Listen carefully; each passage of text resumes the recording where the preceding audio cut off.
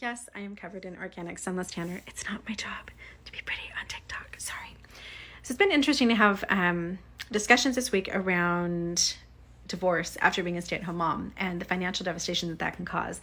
And what I don't understand is this disconnect between human beings recognize that, like, if your boss doesn't give you your check one month, or if there's a recession or prices and everything go up and you have a gap in what your expenses are and what you make, that is a recognized financial catastrophe.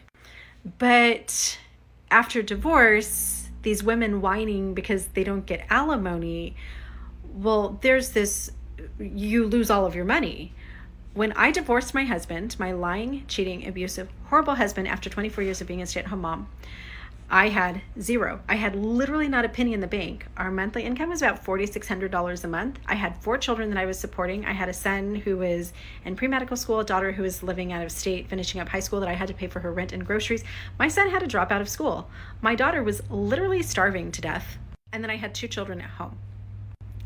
So I got a job, starting working my way up, trying to get an education, trying to build a career. And that job was $11 an hour for 4.5 hours a day, which didn't even come close to paying my bills.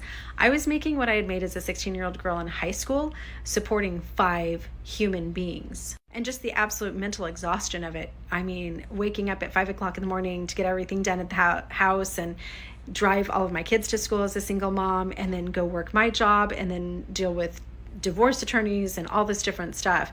It was so overwhelming to me that I eventually tried to take my life. And then there are factors like being a 50-year-old woman, going in and applying for jobs against people who are far more qualified and younger and have more energy and freedom of time than I have. And the lack of support.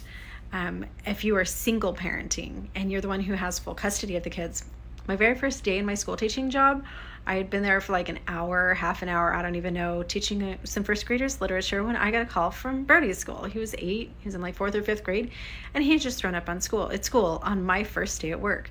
So I had to leave, go pick him up, take him to a friend's house who was willing to watch a barfing 8-year-old, and go back to my job for an hour. Nobody can handle a huge loss of income. And I don't know one goddamn former stay-at-home mom who's in my situation who's not willing to work their asses off. It's not even what this is about. So shout out to all the moms out there who've gone through this like I have, and to all of the stay-at-home moms currently, protect your finances. $250 a month in an account that's untouchable. That's $3,000 a year, $15,000 every 5 years. Protect yourself. You will need it.